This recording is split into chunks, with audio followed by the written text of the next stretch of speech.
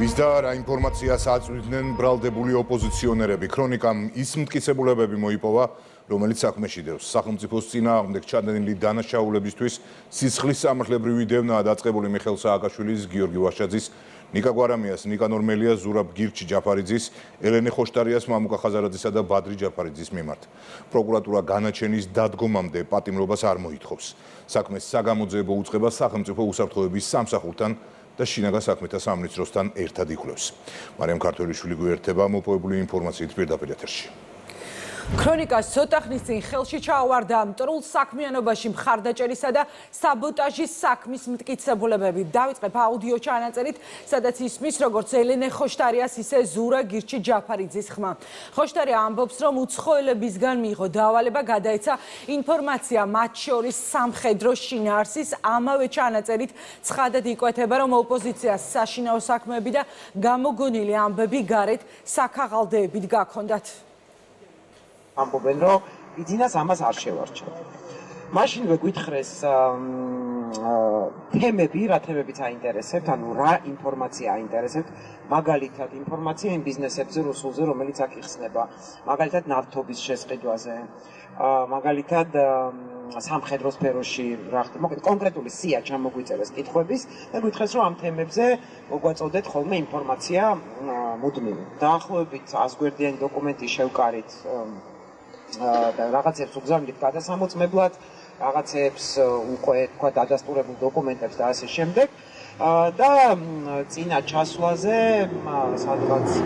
სადღაც 1-2 თვის წინ თქვეს, რომ მუშაობენ მათ შორის ამერიკელებთან და ბრიტანელებთან, რომ ეს საანქციების თემა დაძრა, რაც არ არის მარტივი, იმიტომ რომ ამერიკელებისთვის ეს საანქციების თემა არის ბევრად უფრო დიდი გეოპოლიტიკური საკითხი, ანუ როდის დაიწყონ, როგორ დაიწყონ, არ დაიწყონ, რა მოყვება შიგნით და ასე შემდეგ. ანუ ბევრად უფრო დიდი გავლენა ექნება ამას, დიდი ძვრები იქნება, ვიდრე ხა უკრაინამ რო გააკეთოს ეს.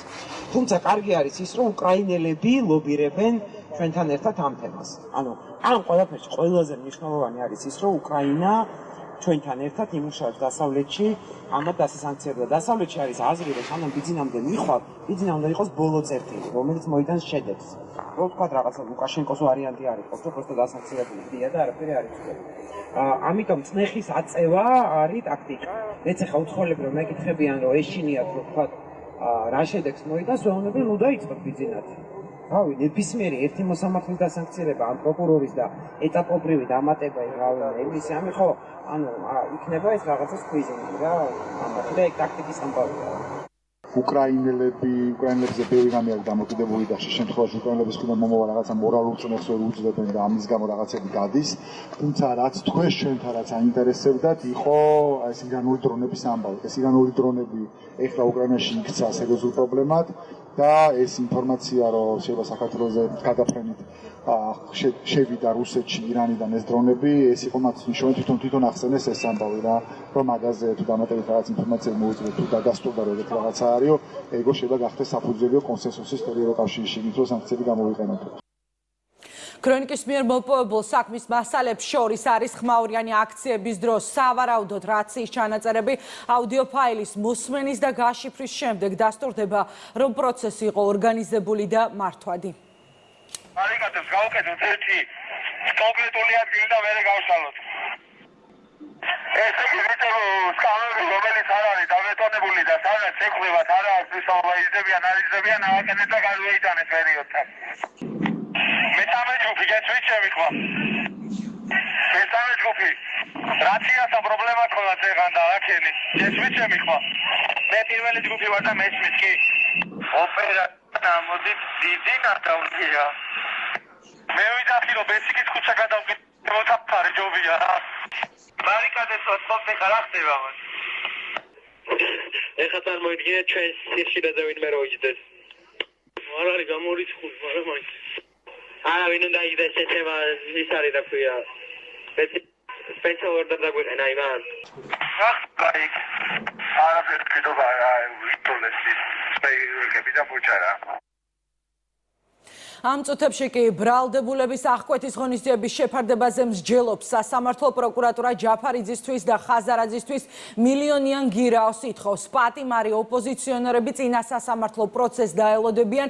ოპოზიციის 8 ლიდერის ბრალდების ხმაურიანი საქმის მტკიცებულებები პროკურატურამ დაცვის მხარეს გადასცა 40-მდე ტომი მტკიცებულება, მათ შორის არის ის განცხადებები, რომელიც უკრაინაში ომის დაწყებიდან მალევე ჩვენი ქვეყნის რეპუტაციის შელახვის მიზნით კეთდებოდა. კამპანია კი კგბ-დან წასულმა მაღალჩინოსანმა გახსნა და ევროპარლამენტარ რასა იუკნევიჩენამდე მივიდა ეს გზა. თარიღებით ნახეთ სიუჟეტში.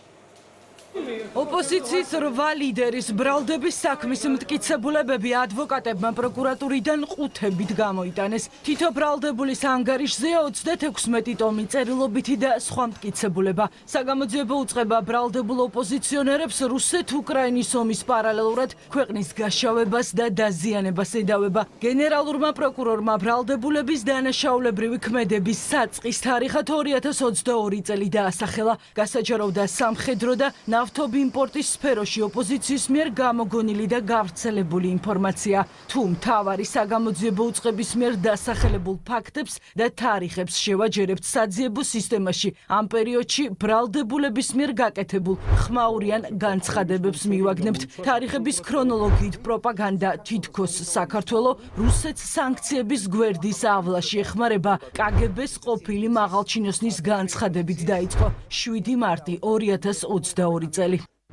აწარმოეს მოლაპარაკებები კრემლთან, მოსკოვთან და შეთანხმდნენ დახმარებოდნენ მოსკოვს დაწესებული სანქციებისთვის გვერდის ავლაში. ამ ქვეყნებს შორის არის საქართველო. ანუ აქ დასხდებიან საქონლით დატვირთული რუსული თვითმფრინავები. საქონელი იქნება გაფორმებული როგორც საქართველოში დამზადებული საქონელი. სანქციების გვერდის ავლის მიზნით რუსი აგენტები კონტრაბანდის არხებს ქმნიან, რომელიც კერძოდ საქართველოს ტერიტორიაზე გაივლის. რუსი ბიზნესმენები ქართული კომპანიების დახმარებით გვერდსუვლიან სანქციებს. ეს ყველაფერი საქართველოს მთავრობის ცოდნით ხდება. მოსკოვი ასევე აწარმოებს მოლაპარაკებებს საქართველოსთან, სომხეთთან და აზერბაიჯანთან რუსული პროდუქციის საერთაშორისო ბაზრებზე რეექსპორტის შესახებ. იგეგმება მიწოდება ქართული, სომხური და აზერბაიჯანული პროდუქციის საფარქვეში. იური შვეციდან უკრაინის დაზვერვამდე არც ერთ სკანდალურ განცხადებაზე მტკიცებულება არ დადებულა. ამის მიუხედავად კამპანიაში აქტიურად არის ჩართული ქართული ოპოზიცია. მტკიცებულებების ძიების ნაცვლად ეწყობა საგანგებო ბრიფინგები, თითქოს უკრაინიდან მოპარული ხორბალი საქართველოს გავლით იყიდება. დეზინფორმაციულ პროპაგანდაში მალევე გამოგონილ ბრალდებებს ანაცვლებს სანქციების აუცილებლობა და სანქციებით მუქარა. საგანგაშო ინფორმაცია მორიგ ჯერზე საქართველოს მხრიდან სავარაუდოდ რუსეთის ხელშეწყობის ფაქტის შესახებ, კერძოდ ომში, უკრაინის წინააღმდეგ ომში, რუსეთის სამხედრო ხელშეწყობის შესახებ. ჩვენ შეგვიძლია სერიოზული სანქციების შემუშავება. ძალიან სამწუხარო იყო ამ სიაში მეგობარი ქვეყნების ნახვა, როგორიცაა საქართველო, რომელიც ამ ერთგვარ შავ სიაშია. სანქციები უნდა შეეხოს უცხოურ კომპანიებს, რომლებიც პუტინის ომის მანქანას ეხმარებიან. თურქეთი, საქართველო და ყაზახეთი, რომლებიც რუსეთს ამჟამად სანქციებისთვის გვერდის ავლაში ეხმარებიან. მე მინდა ბატონ გომელაურს უთხრა. სამწუხაროდ თქვენ ხართ თქვენი კონტრაბანდული ტვირთების დალაგებით რუსეთთან დაკავებული და იმ ლარსის გამშვებ პუნქტზე ეს რიგები ერთ-ერთი რამის გამო გადარდებ, შეიძლება ფინანსები ნაკლები შემოგივიდეთ იმ კონტრაბანდიდან. ევროკავშირიდან რაღაც გადაწყვეტილებების მოლოდინებს როცა გულისხმობ სამუშაოა და მუშაობა მიმდინარეობს. რაც კითხვები არსებობს, ეს ყველაფერი თავმოყრილი და ჩვენ ამ ინფორმაციას უზიარებთ ჩვენ პარტნიორებს. საზოგადოებას გავაცნო იმ ბიზნეს ოლიგარქიული, ეგრეთ წოდებული ბიზნეს ოლიგარქიული ადამიანების სია, რომელთა სანქცირებაზე ჩვენ ვიმუშავებთ ჩვენ პარტნიორებთან. საქართველოს მთავრობა და ქართული ოცნება უფრო დგას რუსეთის მხარეს, როცა საქმე ეხება სანქციებს, როცა საქმე ეხება უკრაინის მხარდაჭერას და ასევე საჰაერო ხაზებს, რომელიც ეხმარება რუსეთს, რომ თავი დააღწიოს სანქციებს. პროპაგანდის პირველი ეპიზოდის ფინალი ევროპარლამენტიდან სანქციებზე მოსაუბრე რასა იუკნევიჩენია. ამის შემდეგ ევროდეპუტატების და ოპოზიციის მეგობარი უცხოელი პოლიტიკოსების განცხადებები ვირუსულად გავრცელდა. თარიღებით ირკვევა, რომ ამავე კამპანიის ნაწილია გამოგონილი გაყალბებული არჩევნები, აქციები და ქუჩის რადიკალიზაცია, ასევე წაღებული შავი სიები სანქციებისთვის. ყველა ხედავდით მათ განცხადებებს საბოტაჟის, ალადობის, მობილიზაციის და ასე შემდეგ. მე მგონი ეს ახალი არ არის. დანარჩენი ახლა ჩვენ სამართლებრივი ქვეყანა ვართ, ინსტიტუციები ძალიან ძლიერი გვყავს და მივანდოთ იმ ინსტიტუციებს ის რაც პრეზიდენტისთვის პოლიტიკური ველის ზედაპირზე იდო, ახლა პროკურატურისთვის სისხლის სამართლის მძიმე საქმეა. ოპოზიცია აღიარების რეჟიმიდან არ გამოდის.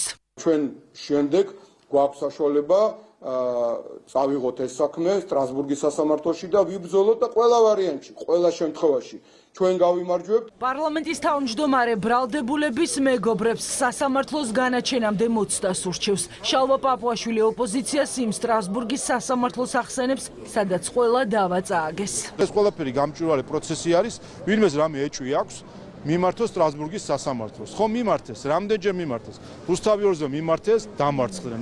სააკაშვილზე მიმართეს, დამარცხდნენ. გვარამიაზე დამარცხდნენ, მელიაზე დამარცხდნენ. ყველაფერზე დამარცხდნენ. საერთოდ ისინი და მათი აქ მყოფი მხარდამჭერი ელჩები და უცხოელი დავალების მიმცემი, ყველა დამარცხა. აქაც რამე პრეტენზია ექნებათ, არ მოეწონებათ მართლმსაჯულების გადაწყვეტილება, როცა იქნება მიმართონ სტრასბურგს და იქაცო დამარცხდებიან, მერე მაინც მოიხადონ ბოდიში.